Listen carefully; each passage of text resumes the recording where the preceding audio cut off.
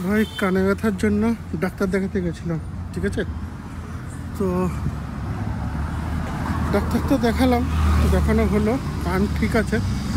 যে ভয়টা পেয়েছিলাম সে ভয়টা নেই, জাস্ট ঠান্ডা লেগে আছে, তার জন্য কান বন্ধ হয়ে আছে। আর একটাই কমপ্লেন, ওজন কমানো, দেখতে পাচ্ছ ভুঁড়ি, তো ওজন কমাতে হবে।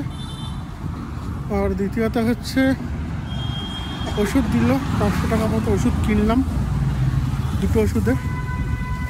এবার ওষুধ খেয়ে 10 দিন দেখে 10 দিন পর যদি না কমে তাহলে আবার যেতে হবে, ঠিক আছে?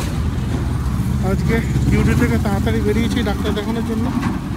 ম্যানেজারের মুখ হাঁড়ি, আর মুখ হাঁড়িতে আমি কী করবো ভাই, তাই না? আমারও তো নিজের শরীর আছে।